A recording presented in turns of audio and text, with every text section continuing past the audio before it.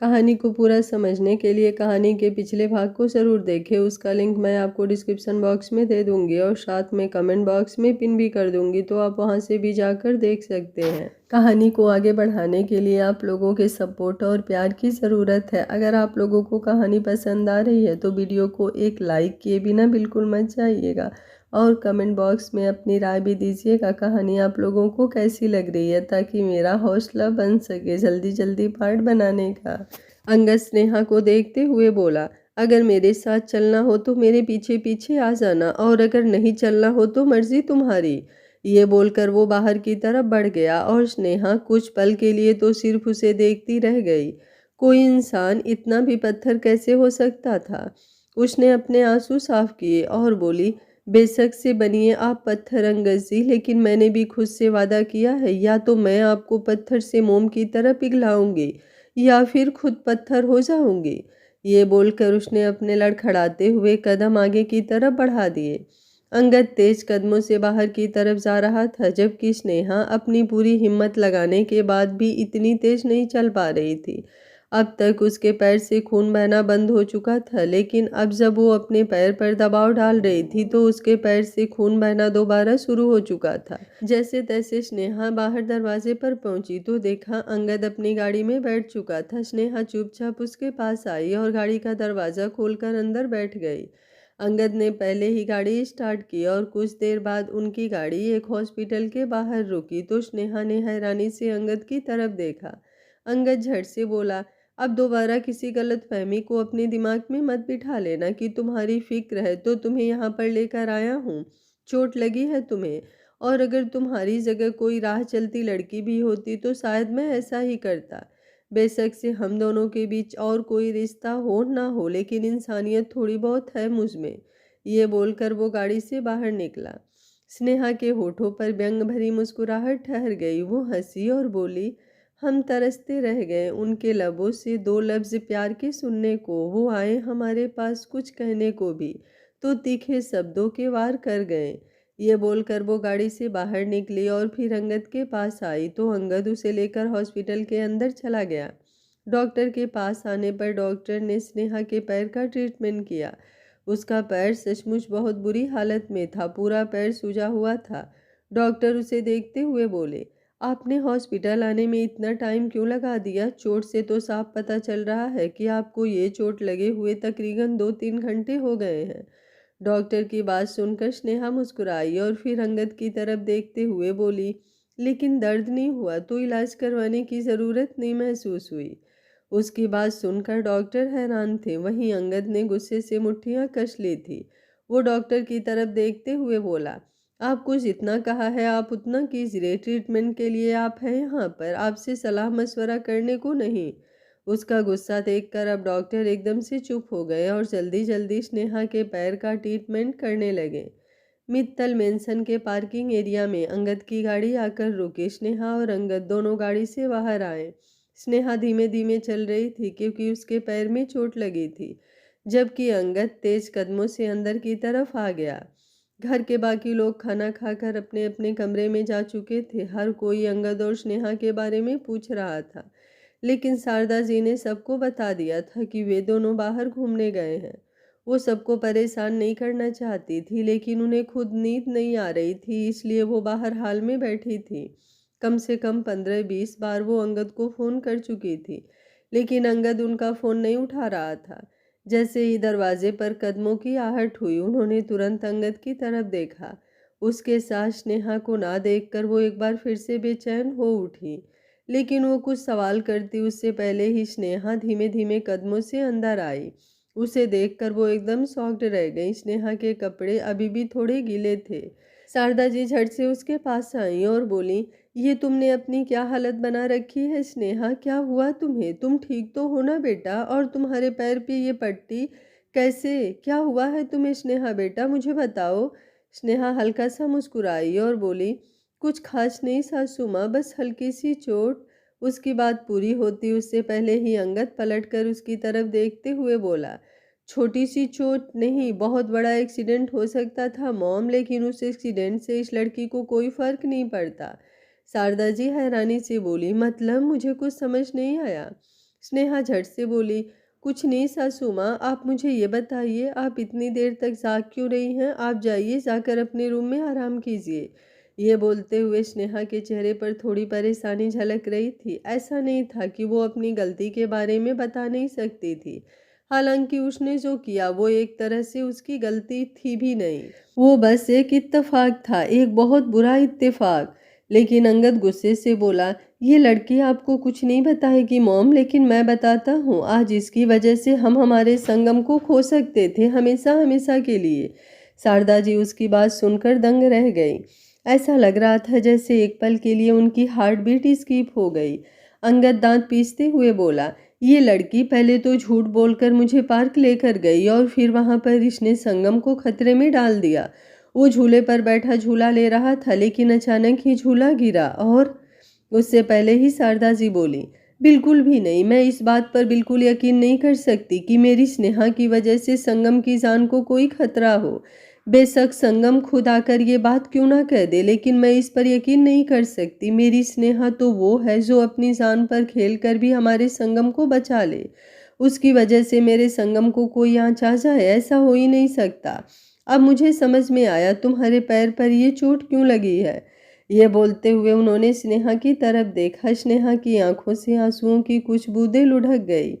शारदा जी, जिन्होंने कुछ देखा भी नहीं था, लेकिन फिर भी उन्हें स्नेहा पर पूरा यकीन था, और दूसरी तरफ अंगद था, जिसके सामने वो सारा हादसा हुआ, लेकिन फिर भी उसे स्नेहा पर यकीन नहीं था।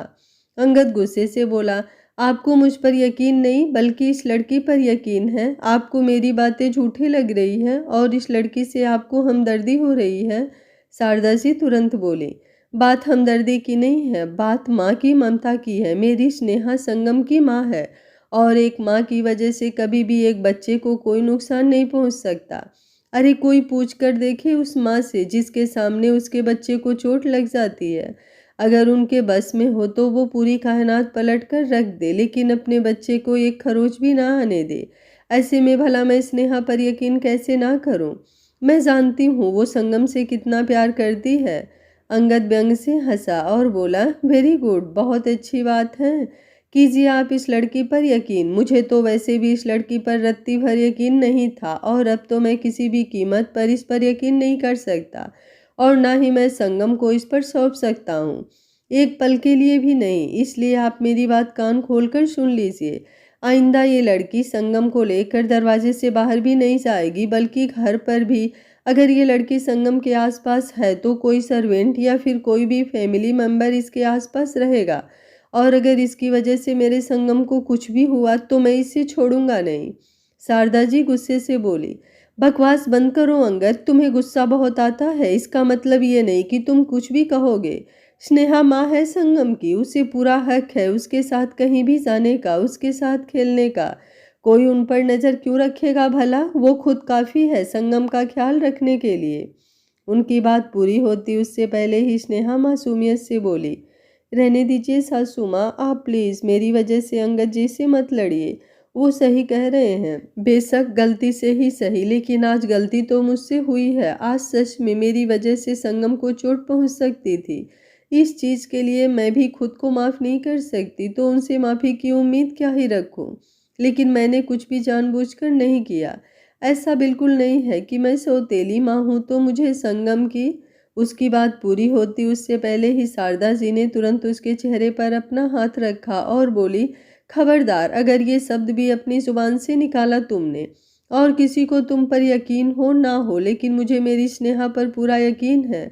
और अगर किसी को लगता है कि वो चार कड़वी बातें बोलकर तुम्हें संगम से दूर कर देगा तो वो भूल जाए। संगम यहाँ किसी एक का नहीं है, उस पर हम सबका हक है। ये बोलते हुए वो गुस्से भरी नज़रों से अंगद को देख रही थी। अंगद ने अपने हाथ रेलिंग पर कस दिए। कुछ पल वो यूं ही गुस्से से स्नेहा को देखता रहा और फिर तुरंत अपने रूम में चला गया। शारदा जी ने स्नेहा को संभाला और बोली, जाओ जाकर अपने कपड़े बदलो, तब तक मैं तुम्हारे लिए खाना भिजवाती हूँ। स्नेहा उन्हें देखते हुए बोली, क्या मैं कुछ वक्त संगम के साथ बिता लूँ माँ? शारदा जी ने अपना सर हाँ में हिलाया और फिर किचन की तरफ चली गई।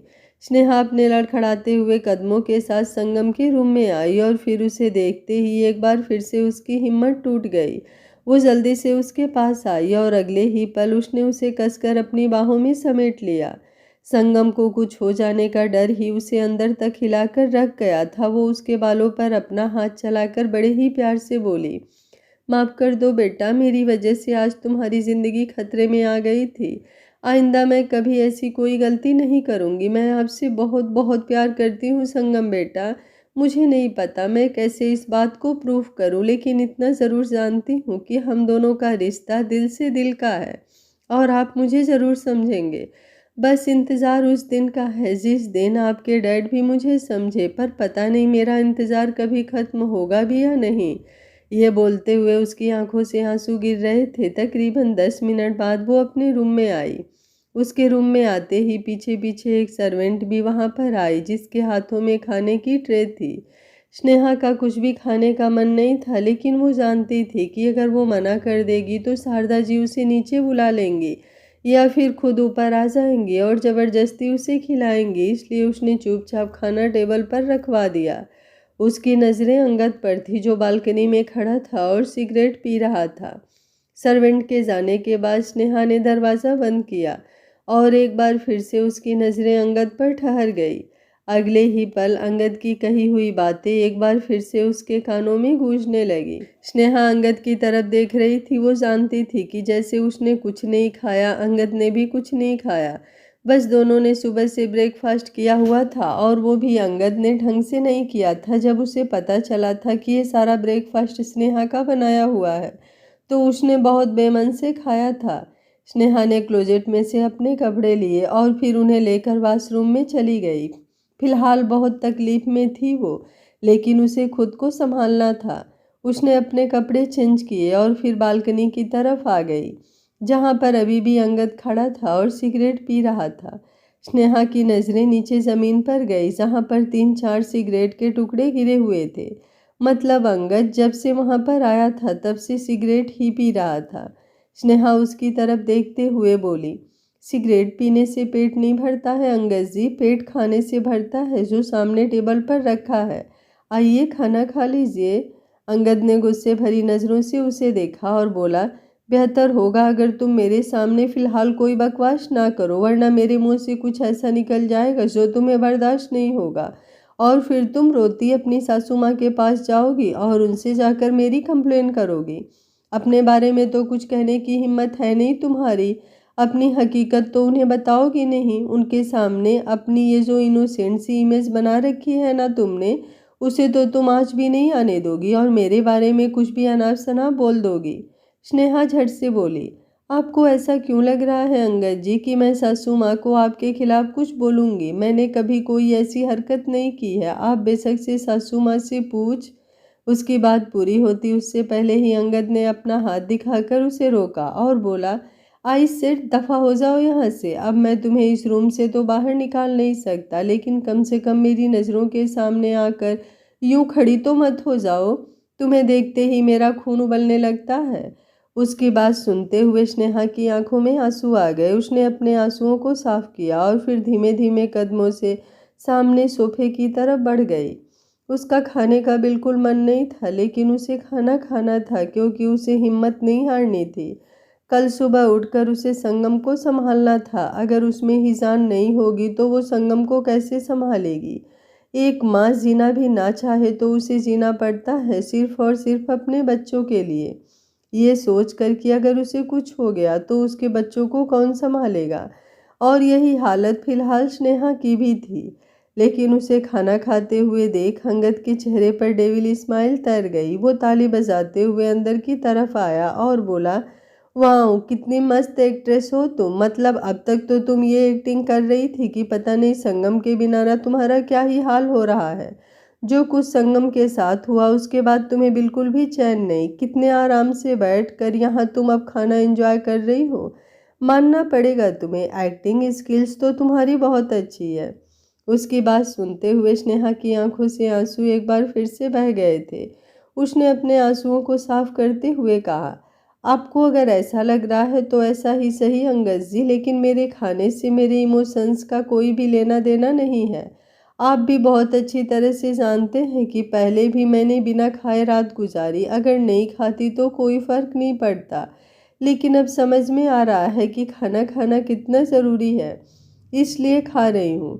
मैंने तो आपको भी कहा था कि खाना खा लीजिए, बेशक से आप मुझसे नाराज़ हैं, मेरे साथ मत खाइए लेकिन अकेले खा लीजिए। उसकी बात पूरी होती उससे पहले ही अंगद गुस्से से चिल्लाते हुए बोला, आज तुम्हारी वजह से मेरे बेटे की जान जा सकती थी, उसे कुछ भी हो सकता था, और तुम कह रही हो कि मैं तुम्हारे सामने बैठकर खाना खाऊं।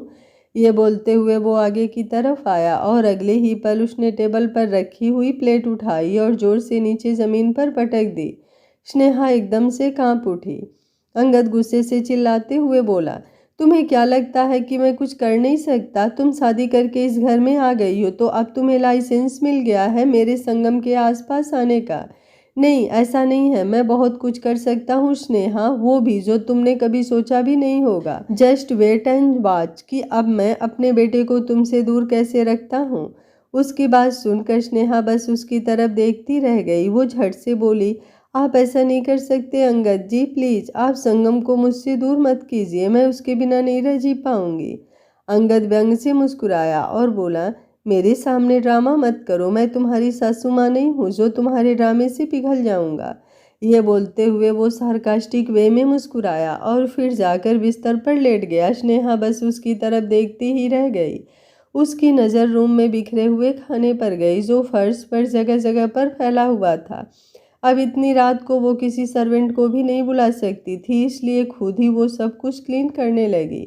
पहले उसके पैर में चोट लगी हुई थी जिसकी वजह से उसका अपने पैरों पर खड़ा होना भी उसके लिए बेहद मुश्किल था, और अब उसे वो सारा कुछ साफ करना पड़ रहा था। तकरीबन 1 से 1.5 घंटा लगा उसे वो सब कुछ क्लीन करने में, और आखिर रात के तकरीबन 12 बजे वो बिस्तर की तरफ आई। इस वक्त उसमें बिल्कुल भी जान नहीं बची थी, लेकिन जैसे ही वो बिस्तर पर लेटने लगी अंगद गुस्से से जबड़े कसते हुए बोला, खबरदार अगर मेरे साथ सोने की कोशिश की तो चुपचाप जाओ और जाकर सोफे पर लेट जाओ, इससे ज़्यादा डिजर्व नहीं करती हो तुम। वेल, डिजर्व तो ये भी नहीं करती, लेकिन अब शादी की है तुमसे तो भुगतना पड़ रहा है। स्नेहा को समझ नहीं आया कि वो अंगद को कैसे समझाए कि आज जो कुछ भी हुआ उसमें उसकी गलती नहीं है, वो सब एक इत्तेफाक था। हाँ, वो थोड़ी लापरवाह हो गई थी, लेकिन अगर वो संगम के साथ भी खड़ी रहती तो वो झूला नीचे गिरता ही ना, और उसने पूरी कोशिश की संगम को बचाने की, इसलिए वो उसे बचा भी पाई, वरना संगम को चोट लग सकती थी। पर वो जानती थी कि इस वक्त अंगद उसकी किसी भी बात को सुनने के लिए तैयार नहीं है, इसलिए वो चुपचाप अपना तकिया उठाकर सोफे की तरफ बढ़ गई। ना नींद उसकी आंखों में थी और ना ही अंगद की आंखों में। अंगद तो फिर भी 1 डेढ़ घंटे बाद सो गया, लेकिन स्नेहा की आंखों से बस आंसू बरसते रहे। अंगद और उसका रिश्ता तो पता नहीं कब सुधरेगा और कब नहीं, लेकिन उसे इस वक्त सबसे ज़्यादा डर सता रहा था संगम का। जिस तरह से अंगद ने उसे चैलेंज किया था कि वो संगम को उससे दूर कर देगा, उसे बेहद डर लग रहा था। सुबह होने को थी, लेकिन अभी भी स्नेहा की आंखों से ना आंसू बहना बंद हुए थे और ना ही उसका डर कम हुआ था।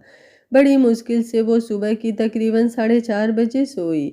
अगले दिन सुबह 7:30 बजे स्नेहा को अपने रूम में हलचल सी महसूस हुई, तो उसने अपनी आंखें खोली। आंखें खोलते ही उसकी नज़र अंगद पर गई जो अभी अभी वॉशरूम से बाहर निकला था। उसे देखते ही स्नेहा को कल रात की सारी बातें याद आ गई थी। वो झट से सोफे पर उठकर बैठ गई। अंगद ने अपनी शर्ट चेंज की और फिर अपने रूम से बाहर चला गया। स्नेहा जानती थी कि इस वक्त वो जिम जा रहा होगा। वो भी अपनी जगह से उठी। उसे अपने बदन में जोरों से दर्द महसूस हो रहा था और पैर तो नीचे ज़मीन पर रखने लायक भी नहीं हो रहा था, पर फिर भी जैसे तैसे वो अपने कपड़े लेकर वॉशरूम में गई और फिर अपने पैर को गीला गीला होने से बचाकर शावर लेकर वॉशरूम से बाहर आ गई। थोड़ी बहुत तैयार होकर वो अब रूम से बाहर निकली और फिर नीचे की तरफ आ गई। सबसे पहले वो संगम के रूम में आई। संगम अभी भी सोया हुआ था। वो जानती थी कि अगर उसने संगम को उठा भी दिया तो संगम अपनी आंखें नहीं खोलेगा, क्योंकि आंखें तो वो तभी खोलेगा जब अंगद वहां पर आएगा। इसलिए वो पहले उसके लिए दूध बनाने के लिए किचन में गई और फिर दूध लेकर वापस उसके रूम में आ गई।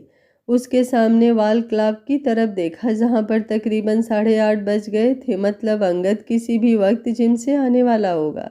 उसने संगम के सिर पर अपना हाथ रखा और मुस्कुराते हुए बोली, गुड मॉर्निंग संगम बेटा, उठ जाइए, सुबह हो गई। उसकी बात सुनकर संगम मुस्कुराया और फिर गुड मॉर्निंग स्नेहा माँ बोलते हुए अपनी जगह पर उठकर बैठ गया।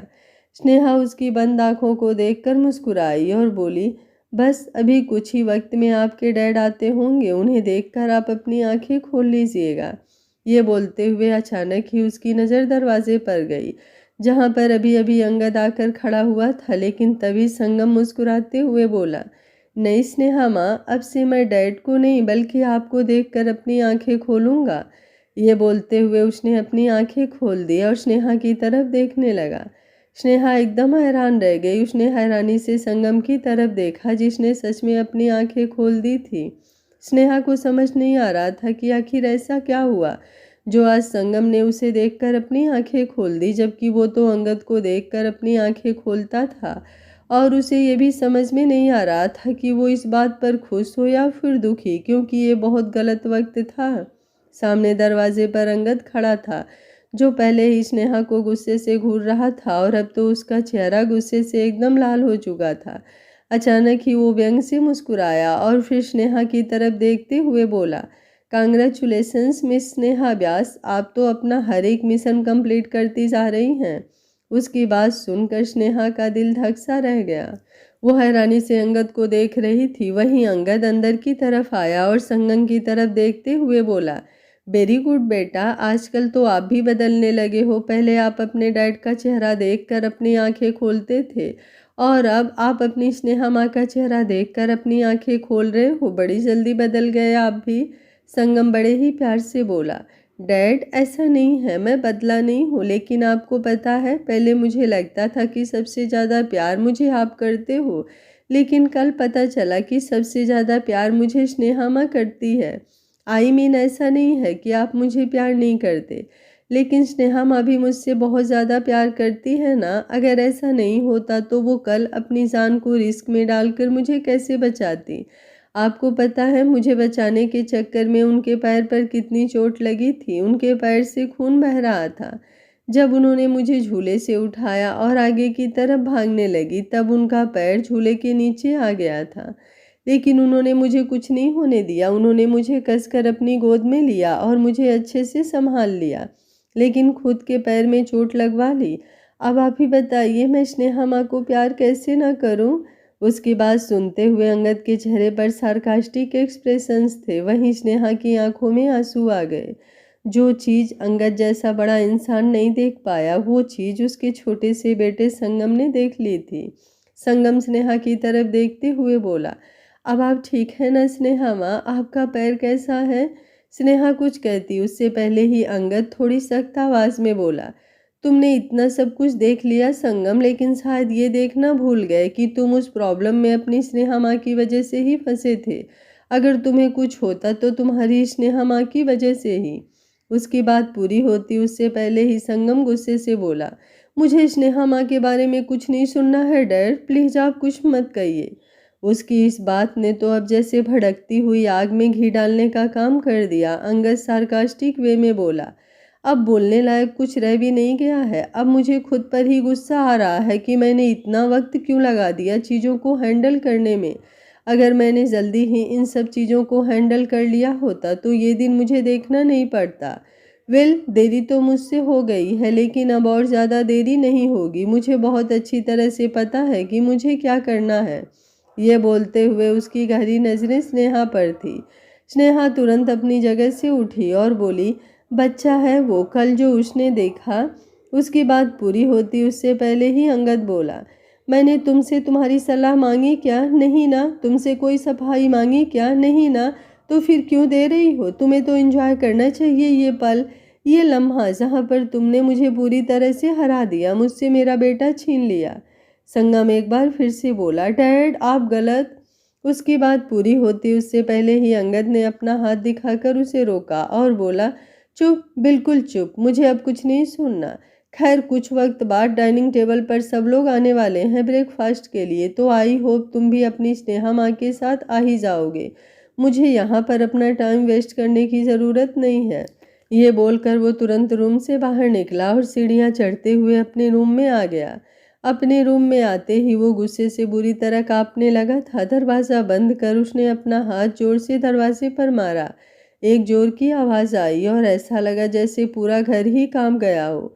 स्नेहा जो जल्दी से भागते हुए अंगद के पीछे पीछे आई थी, जब उसने ये आवाज़ सुनी तो वो भी अपनी जगह पर खड़ी फ्रीज हो गई।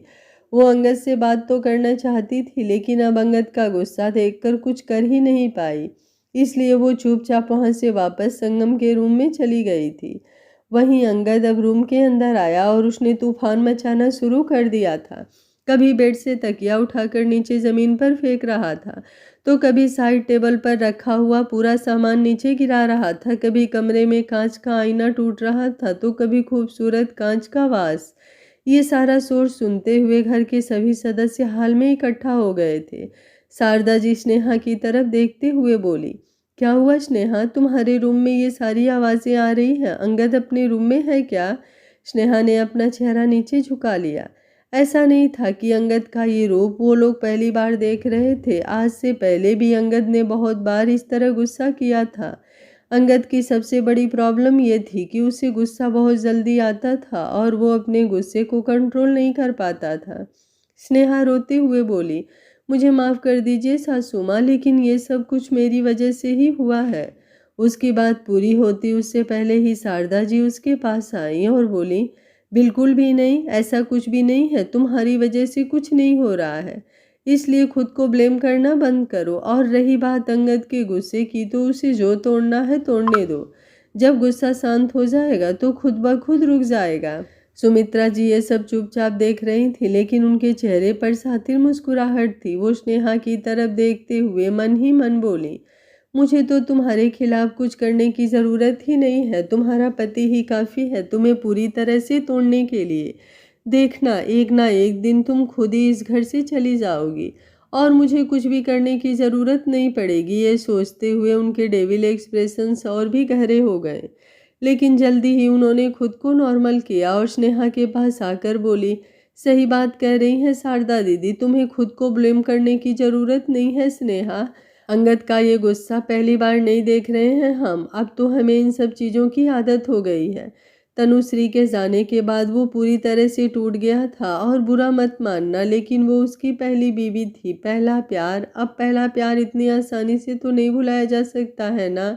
ऐसे में तुम्हारी छोटी सी गलती पर भी इसी तरह का रिएक्शन आएगा। स्नेहा ने कुछ नहीं कहा, वो बस चुपचाप उनकी बात सुनती रही। संगम अपने रूम में था, एक सर्वेंट उसके साथ थी और उसे शावर दिला रही थी ताकि उसे ये सारी बातें और ये सारा शोर सुनाई ना दे। लेकिन अब स्नेहा वापस उसके रूम में आई और आकर उसे संभालने लगी। धीरे धीरे वो शोर कम होता जा रहा था और सब कुछ नॉर्मल हो गया था, लेकिन अंगद का गुस्सा अभी भी शांत नहीं हुआ था। ध्रुव धीरज जी की तरफ देखते हुए बोला, बड़े पापा, अंगद तो बहुत ज़्यादा गुस्से में है, कहीं आज रात रिसेप्शन पार्टी में वो कुछ ऐसा वैसा ना कर दे। धीरज जी ने एक गहरी सांस ली और बोले, तुम फिक्र मत करो, ऐसा कुछ नहीं होगा। अंगद कभी भी बाहर वालों के सामने मित्तल फैमिली का नाम खराब नहीं होने देगा। उसके लिए मित्तल फैमिली का नाम उससे भी ऊपर है। किशोर जी तुरंत बोले, सही कह रहे हैं धीरज भाई, अंगद बेशक घर वालों के सामने जितना मर्जी गुस्सा कर ले, लेकिन बाहर वालों के सामने ना तो वो खुद पर कोई उंगली उठने देगा और ना ही मित्तल खानदान पर। उनकी बातें सुनते हुए सुमित्रा जी मन ही मन बोली, दूसरों के बच्चों के लिए इतना विश्वास और अपने बच्चे के लिए आज तक इन्होंने कुछ नहीं किया। अगर यही विश्वास, यही प्यार अपने बच्चों के लिए दिखाया होता तो आज मित्तल इंडस्ट्रीज का मालिक वो अंगद बनकर नहीं बैठा होता। घर का छोटा बच्चा जब पूरी प्रॉपर्टी का मालिक बन जाए तो कसूर उससे ज़्यादा उसे बनाने वालों का होता है। यह सोचते हुए उनकी नज़रें अब भी किशोर जी पर ही थी। वो किशोर जी से हमेशा खफा रहती थी, सिर्फ इसी वजह से जब ध्रुव ने बिजनेस की जगह डॉक्टर के प्रोफेशन को चुना, उन्होंने ध्रुव का साथ दिया। जबकि सुमित्रा जी को लगता था कि अगर किशोर जी ने थोड़ी सख्ती दिखाई होती तो आज अंगद की जगह ध्रुव मित्तल इंडस्ट्रीज का मालिक होता। तकरीबन आधा घंटा बीत गया और अब वक्त 9:30 बजे के करीब हो गया था। किसी का भी ब्रेकफास्ट करने का मन नहीं था। सब लोग अंगद का इंतज़ार कर रहे थे कि वो अपने रूम से बाहर आकर नीचे आए और सबके साथ ब्रेकफास्ट करे। लेकिन अब अंगद सीढ़ियाँ उतरते हुए नीचे आया तो वो डाइनिंग टेबल की तरफ न जाकर सीधा बाहर चला गया। सब लोग उसे जाते हुए देखते रह गए। स्नेहा तुरंत बोली, मैं जाकर इन्हें वापस बुलाकर लाती हूँ। ये बोलकर वो जल्दी से बाहर की तरफ गई। शारदा जी ने उसे रोकने की कोशिश की क्योंकि इस वक्त अंगद हद से ज़्यादा गुस्से में था और वो नहीं चाहती थी कि अंगद स्नेहा को कुछ बुरा भला सुनाए। लेकिन स्नेहा अंगद को यूं ही नहीं जाने देना चाहती थी। अंगद ने कल से कुछ नहीं खाया था और अब वो एक बार फिर से बिना कुछ खाए ऑफिस जा रहा था। अंगद अपनी गाड़ी में बैठने वाला था कि स्नेहा की आवाज़ उसके कानों में सुनाई दी। अंगद जी। अंगद के चेहरे के एक्सप्रेशंस और भी ज़्यादा सख्त हो गए। उसने पलटकर स्नेहा की तरफ देखा। स्नेहा उसके बिल्कुल करीब आई और बोली, अगर आपको बुरा लग रहा है इस बात का कि संगम ने मुझे देखकर अपनी आंखें खोली तो प्लीज़ मैं आपके आगे हाथ जोड़कर माफ़ी मांगती हूँ। मैं संगम को बोल दूँगी कि वो हमेशा आपको देखकर ही अपनी आंखें खोले, लेकिन प्लीज़ आप उससे नाराज़ मत होइए। फ़िलहाल के लिए तो मैंने उसे स्कूल भेज दिया, लेकिन मैं जानती हूँ वो भी बहुत ज़्यादा हर्ट है। आपके बिना वो भी एक पल नहीं रह सकता। अंगद तिरछा मुस्कुराया और बोला, अब तुम मुझे बताओगी ना मेरे बेटे के बारे में कि मेरा बेटा मेरे बिना रह सकता है या नहीं। ऑब्वियसली अब तो तुम ही हो उसके लिए सब कुछ। तुम ही हो जो उसे अच्छे से जानती हो, पहचानती हो। तुम्हें उसके बारे में सब कुछ पता है और मैं तो कुछ भी नहीं हूँ। उसकी बात सुनकर स्नेहा जल्दी से बोली, आप गलत समझ रहे हैं अंगद जी। अंगद उसके चेहरे पर झुका और बोला, समझ ही तो नहीं आया मुझे मिस स्नेहा व्यास। जिसे मैं छोटा मोटा कीड़ा समझ रहा था वो तो जहरीला सांप निकली। उसकी बातें सुनकर स्नेहा बस उसकी तरफ देखती ही रह गई। उसकी आंखों से आंसू बहने लगे। अंगद स्नेहा की तरफ देखकर मुस्कुराया और बोला, मुझे तो समझ में नहीं आता तुम ये बार बार रोना क्यों शुरू कर देती हो। मैं तो तुम्हें कह चुका हूँ कि मैं तुम्हारे इन आंसू के जाल में नहीं फंसने वाला। मुझे तुम्हारे इस रोने से कोई फर्क नहीं पड़ता, लेकिन फिर भी तुम हो कि मानती ही नहीं। यूं ही अपने आंसू वेस्ट करती रहती हो। अपने इन आंसुओं को थोड़ा सा बचा कर रखो, कहीं और ड्रामा करने में काम आएंगे, क्योंकि मेरे सामने ये नहीं चलने वाले। ये बोलकर अंगद अपनी गाड़ी में बैठा और अगले ही पल उसकी गाड़ी वहां से निकल गई। शारदा जी जो इस बात से परेशान हो रही थी कि कहीं अंगद स्नेहा को कुछ सुना ना दे, वो स्नेहा के पीछे पीछे घर के बाहर आई। वो स्नेहा के पास आई और उसे देखते हुए बोली, प्लीज़ रोना बंद करो स्नेहा। मैं जानती हूँ उसकी बातों से दिल दुख रहा है तुम्हारा, लेकिन इस तरह से रोती रहोगी तो तुम्हारी आंखें दर्द करेंगी। उनकी बात सुनकर स्नेहा व्यंग से मुस्कुराई और बोली, ठीक कहा आपने सासू माँ, मुझे रोना नहीं चाहिए, मुझे चुप हो जाना चाहिए। वैसे भी इन्होंने कहा है कि इन्हें मेरे आंसुओं से कोई फर्क नहीं पड़ता, इन्हें मेरे आंसू ड्रामा लगते हैं और मैं पागल फिर भी सारा दिन रोती रहती हूँ। मुझे तो अब खुद पर ही गुस्सा आने लगा है। शारदा जी जल्दी से बोली, तुम्हारे आंसू कोई ड्रामा नहीं है स्नेहा। मैं जानती हूँ जो लोग सच्चे होते हैं उनके आंसू भी आते हैं, क्योंकि उन्हें पत्थर दिल जो नहीं होना था। लेकिन मेरा अंगद वो पता नहीं क्यों इतना पत्थर दिल बन गया।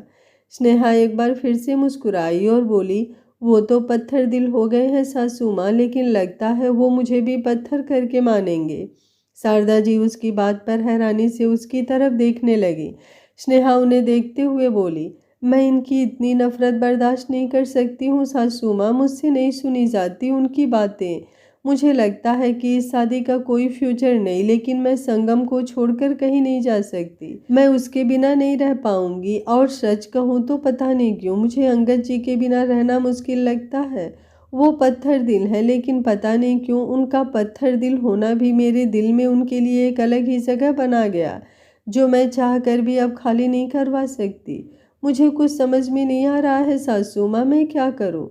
ये बोलते हुए स्नेहा बहुत परेशान लग रही थी। शारदा जी ने तुरंत उसे अपने सीने से लगाया और बोली, सबसे पहले तो रोना बंद करो मेरे बच्चे, ऐसे हिम्मत नहीं हारते हैं। तुम तो मेरी बहुत स्ट्रांग बच्ची हो ना। अगर तुम ऐसे हार मान जाओगी तो कैसे चलेगा। कौन उस पत्थर को वापस मोम बनाएगा और संगम को कौन संभालेगा। उनकी बातें सुनते हुए स्नेहा बस उनके सीने से लगकर रोती रही। शारदा जी उसे संभालते हुए अंदर की तरफ लेकर आई और फिर उसे सोफे पर बैठाकर पानी पिलाया। घर का ऐसा माहौल देखकर किसी का भी ब्रेकफास्ट करने का मन नहीं था, इसलिए सब लोग अपना अपना टिफ़िन लेकर कॉलेज और ऑफिस के लिए निकल गए। धीरज जी और किशोर जी घर पर ही रहते थे, तो वो लोग अपने रूम में चले गए, जबकि निया, पिया और ध्रुव घर से बाहर जा चुके थे। सुमित्रा जी दूर से ही ये सब देख रही थी, जबकि आभा स्नेहा के पास आई और बोली, तुम तो मेरी इंस्पिरेशन हो स्नेहा, अगर तुम ऐसे रोने लगोगी तो फिर मैं कैसे खुद को संभालूंगी। मैं तो सोच रही थी कि तुम मुझे भी संभालोगी, लेकिन यहाँ तो तुम खुद टूट रही हो, तुमने खुद ही हिम्मत छोड़ दी। उसकी बात सुनकर स्नेहा उसकी तरफ देखने लगी। आभा उसके आंसुओं को साफ करते हुए बोली, देखना देवर जी एक दिन जरूर तुम्हें समझेंगे, उन्हें मैं बहुत वक्त से जानती हूँ। तनुश्री के आने से पहले मैं इस घर में आई थी, और सही बताऊं, जब उनकी तनुश्री से शादी हुई थी तब वो तनुश्री से भी इतना प्यार नहीं करते थे।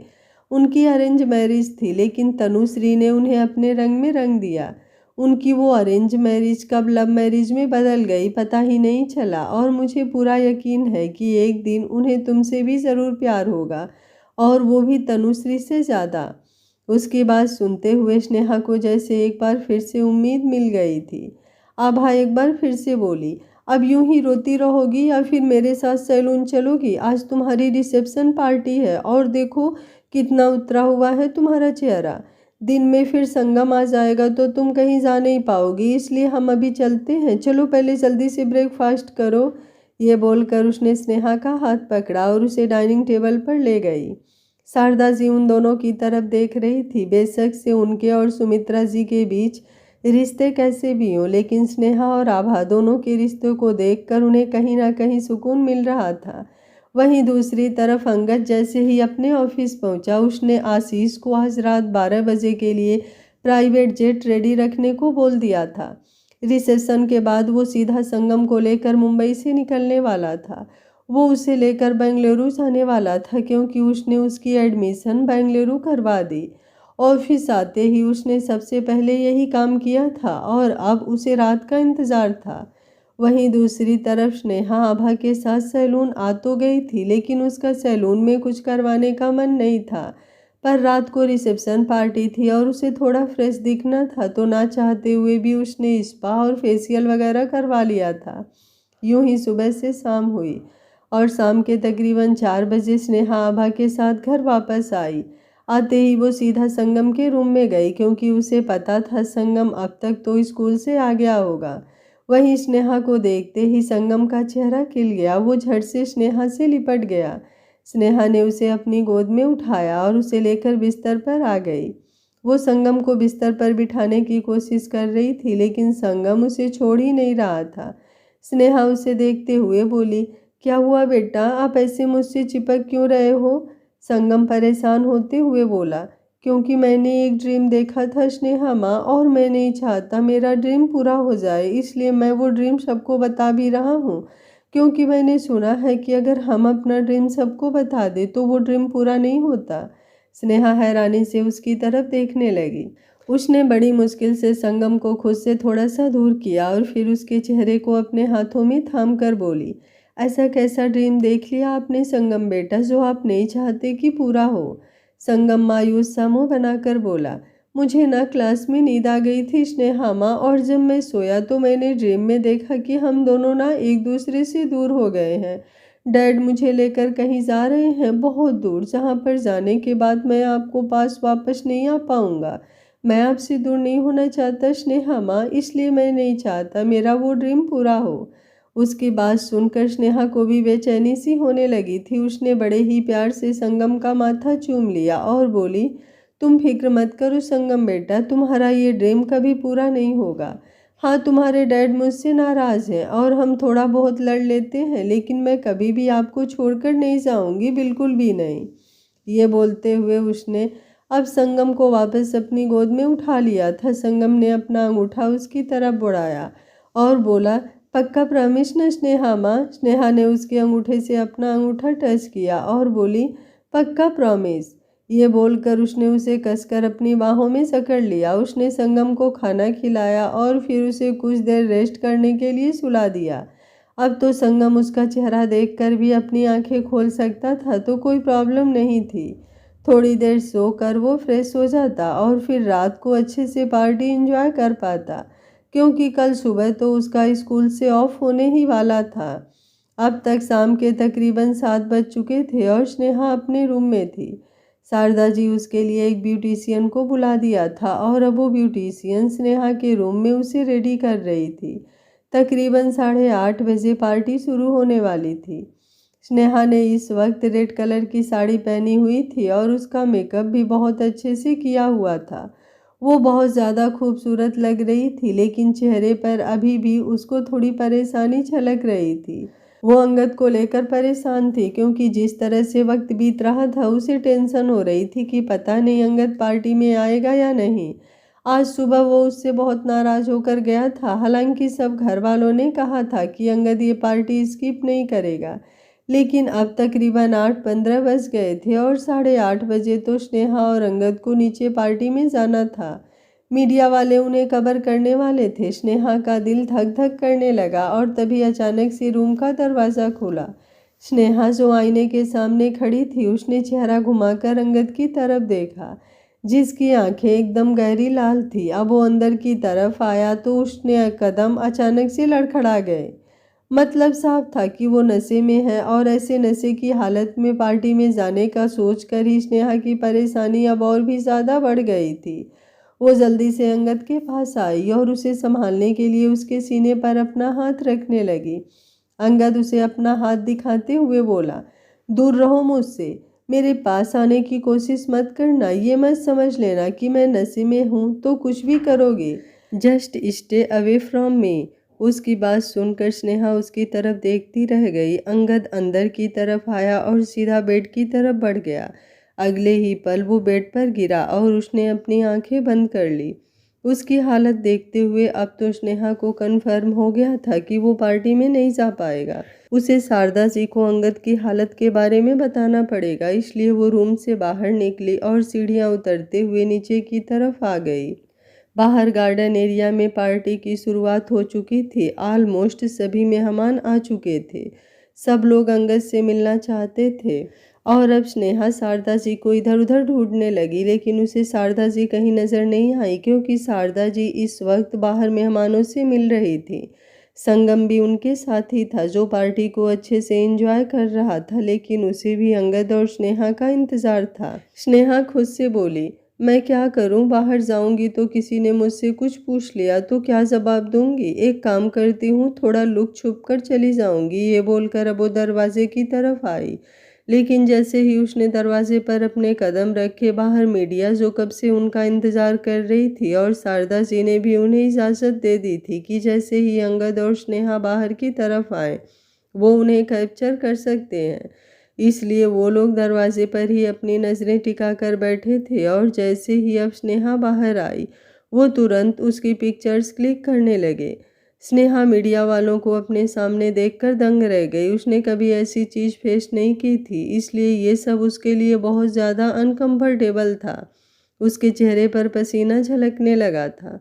वहीं एक मीडिया वाला उसकी तरफ देखते हुए बोला, ये क्या बात हुई मिसेज अंगद मित्तल, आप अकेली पार्टी में आ रही हैं। हमें तो बताया गया था कि आप मिस्टर अंगद मित्तल के साथ ही एंट्री लेंगी। कहीं ऐसा तो नहीं कि उन्होंने आपको पार्टी में अकेले ही भेज दिया और फिर आपको उनके साथ आने में इंटरेस्ट नहीं। वैसे भी हमने सुना है कि ये शादी सिर्फ उनके बच्चे के लिए की गई है। मीडिया वालों का तीखा सवाल सुनकर स्नेहा कुछ बोल ही नहीं पाई। उसकी आंखों में नमी तैर गई।